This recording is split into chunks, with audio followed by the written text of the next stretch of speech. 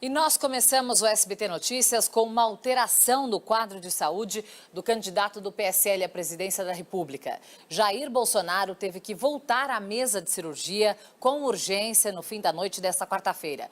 O nosso repórter Marcelo Bittencourt está no Hospital Albert Einstein, na zona sul de São Paulo, e tem mais informações.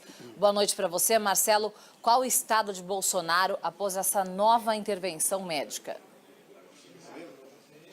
Boa noite para você também, cara. Ele passa bem, foi submetido aí a essa cirurgia, correu tudo sob controle, já foi levado para a CTI, cirurgia que demorou aí cerca de 1 hora, começou às 11 horas da noite, acabou no início da madrugada de hoje, como eu disse, já foi para a CTI. Aqui no hospital estão o presidente do partido, a esposa e um dos filhos.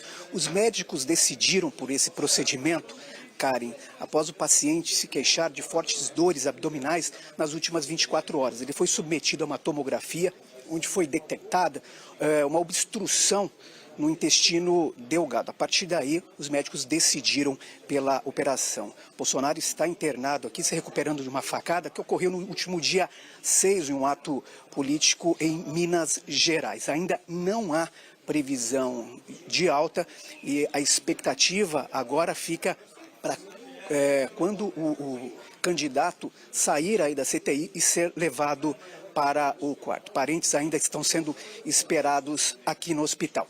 O 6º dia de internação foi o primeiro de um revés no tratamento. Acompanhe na reportagem. O presidente do partido conversou com os jornalistas na porta do hospital. Ele falou sobre a cirurgia de emergência. Quando acontece esse tipo de aderência para o funcionamento do intestino, e isso aí sim pode gerar problemas, necrose e tal, mas foi resolvido direitinho, a equipe médica aqui é fantástica. A medida foi tomada porque o candidato apresentava complicações como inchaço no abdômen.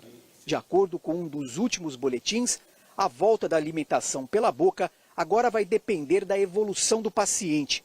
A equipe médica informou ainda que a distensão abdominal ocorreu porque o intestino não conseguiu restabelecer as funções.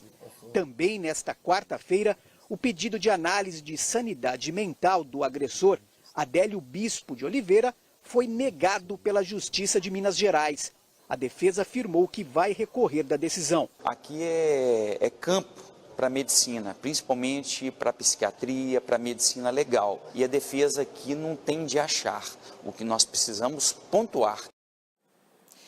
Dependentes químicos que buscavam tratamento numa clínica de reabilitação caíram nas mãos de criminosos que torturavam os pacientes. O estabelecimento no Vale do Ribeira, em São Paulo, foi fechado pela polícia. Os donos já tinham cometido o mesmo crime e só mudaram de endereço. Desta vez foram presos. O nome da chácara é Céu da Jureia, mas segundo a polícia, aqui dentro era o inferno. No local funcionava uma comunidade terapêutica, uma espécie de clínica para dependentes químicos, no município de Itariri, a 260 quilômetros da capital paulista. As terapias aplicadas eram criminosas. Cárcere privado, há relatos de ministração forçada de remédios para dopar os internos. As torturas elas se davam por afogamento, eles eram trancados muitas vezes em salas escuras, onde eram agredidos com pedaços de bambu e um porrete.